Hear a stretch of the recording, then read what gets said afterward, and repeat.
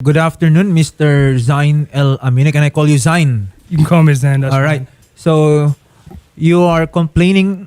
Is she your ex-girlfriend? No. Just we were friends up until the investment scam. Okay, so can you tell us what happened? So we met on a dating app in February of 2023, which is last year, and we stayed in contact up until my arrival in May of the same year, and we just kept communicating. And eventually, she ended up proposing a investment opportunity. Have you met her in person? I've actually stayed at her place with my ex at the time, with her mother. It's her mother's place in Quezon province, and so she proposed an investment opportunity of 12% ROI, and I went through with it. Okay, can you tell us about this investment? She had stated that it was for the Bureau of Corrections, in which someone by the name of P. Colonel Rito owns the business, which provides food for inmates, 5,000 inmates a day at the Bureau of Corrections. So she said he was the one in charge of it, and the money would go to him, and the Bureau of Corrections would pay him every month. All right. So you have given her 300,000 pesos. Okay. So when did you give her this 300,000? In August. August of last year. Since then, how much has she given back to you? So 2 months worth of ROI. So total of 74,000 pesos. All right. She gave you back 74,000 pesos. That's right. For 2 months. For 2 months. Then what happened thereafter? And then she had sent me a message saying, well, before that, she had asked me for 100,000, an additional 100,000, in which I refused. This was in October of last year. And then she had sent me a picture of a warrant. Apparently, she had a warrant for her arrest dating back 2019, I believe. All right. So there is a standing warrant There's against an outstanding warrant. So after I refused to pay her 100,000, she had sent me a picture of a warrant that she had for bounce checks and failure to appear to court. And after that point, she had ceased to make me any payments. And I spoke with the barangay. I went to her house, met with her mother, tried to come up with some kind of agreement. Okay. But that failed. Now, is there a written agreement between you for this investment? No, nothing written. No. There was nothing? No. Okay. And now are you still in communication with this person? What's her name? Sorry? Nympha Rojas and Canan. And what convinced you to invest? The fact that she was former PNP was one of the reasons. The fact that I knew a friend of hers who also had invested years ago. Pretty much it. And 12% just seemed like a good return on investment. I had a post-dated check from her as well, 2 post-dated checks, one for 224K, one from 56K. Oh, what happened to those checks? I still have them, but I tried to cash them out at the bank, but they said she has pending transactions and they're unable to cash them. In other words, the checks were dishonored. Pretty much. They bounced, right? But I wasn't even able to deposit them. The bank wouldn't allow it for whatever reason. All right. We were able to confirm po na si Police Major Nympha Rojas Ancanan ay nag-optional retirement at dati po siyang naka-assign sa intelligence group ng PNP. So we were able to confirm that she was a former personnel of the National Police. Okay? She optionally retired. We don't know when, pero kailangan din po nating i-verify kasi meron daw po siyang outstanding warrant of arrest. Now, I have to advise you of your rights for now, okay? Now, you mentioned that this was an investment contract. Now, in the Philippines, and I think this applies to other jurisdictions, when we speak of investment, there is an expectation of profit, okay? But it is not an entitlement thereto.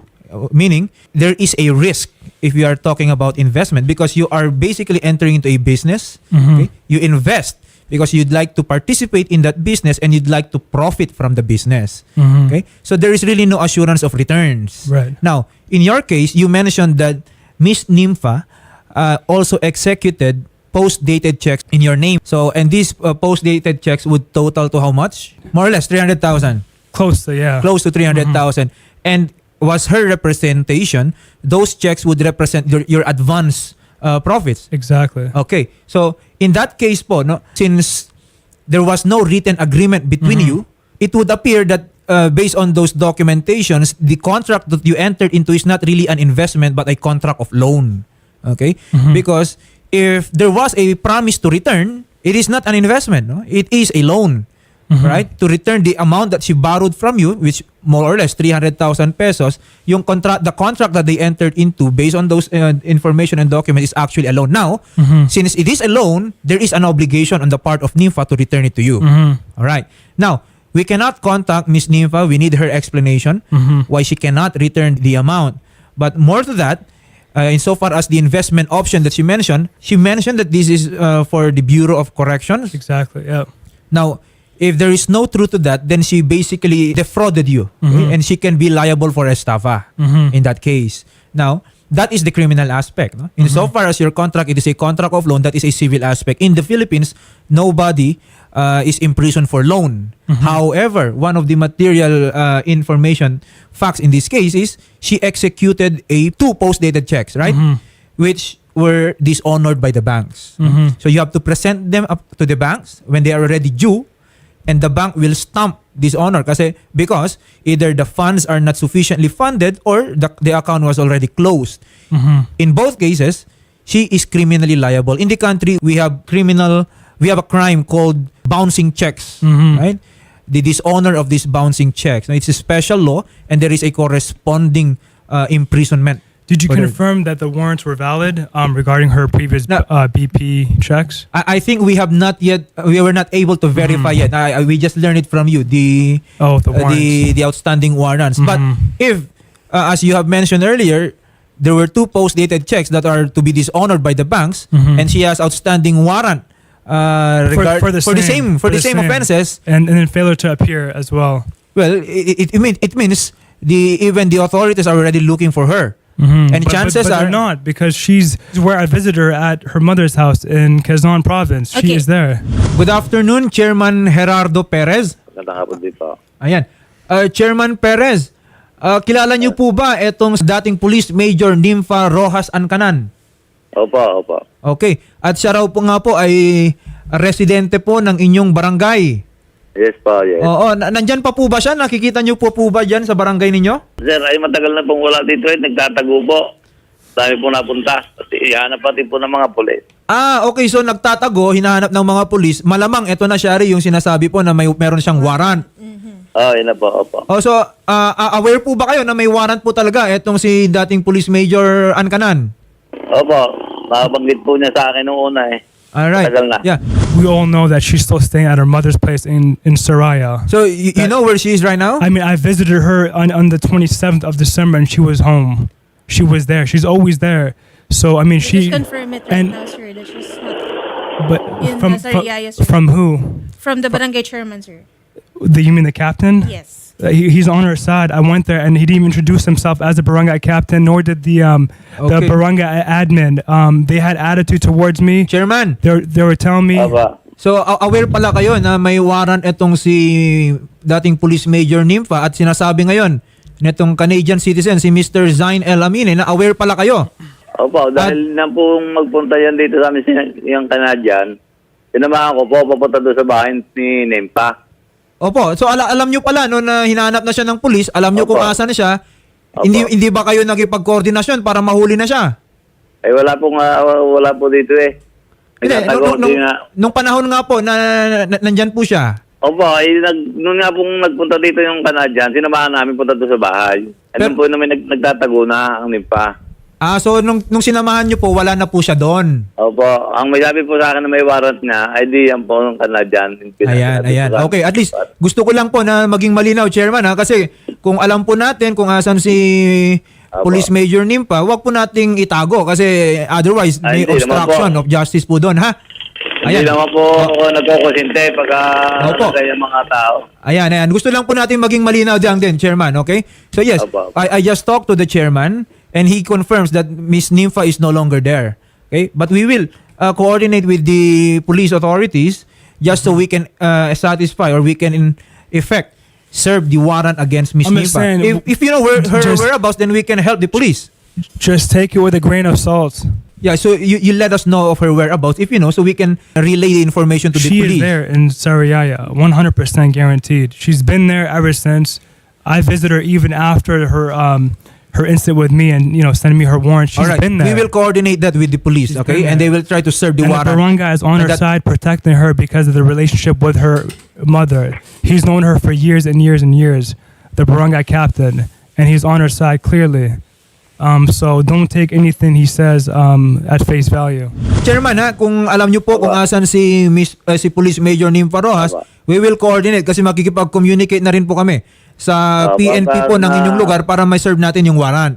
Opo. Lagi pong inahon dito ng warrant arresting ng PNP sa Riyaya. Hindi nga pumatagpuan. Alright, okay. Sige. Again, we cannot contact right now Police Major Nympha Rojas Ancanan. Okay, but there is an outstanding warrant and we will coordinate with the police officers for her arrest. Now, if you know her whereabouts, you let us know. Okay?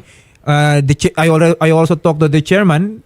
If he knows where Miss Nympha is, then she is bound by the law to inform the police. Otherwise, she will be the chairman himself will be liable for obstruction of justice. That I mean, is a the separate mother had crime. admitted that she comes there every so often when I was there with the chairman of the barangay. And they said, and I told them, I'm like, the mother has an obligation to call the police. And they actually told me that she doesn't have an obligation to call the police. And they can't force her to call Insofar the as the police. mother is concerned, that is correct. Yeah. Okay? Because under our law, the mother, the father, or any member of the immediate family who will not surrender, in that case, her daughter, this is an exemption.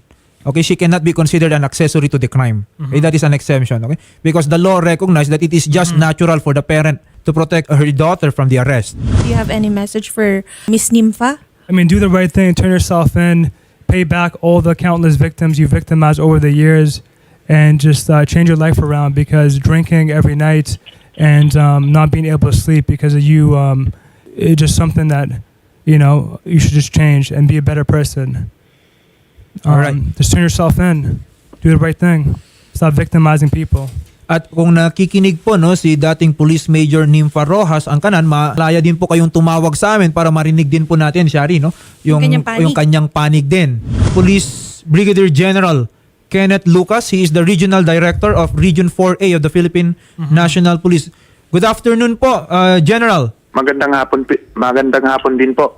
Ayan po, General, mayroon po kasing Canadian citizen dito sa aming tanggapan at nirereklamo po niya ang dati po nating police officer, si Major Nympha Rojas Ancanan. Apparently, meron din po palang outstanding warrant itong dati nating police. Ito na nga po, may bago na namang reklamo sa kanya.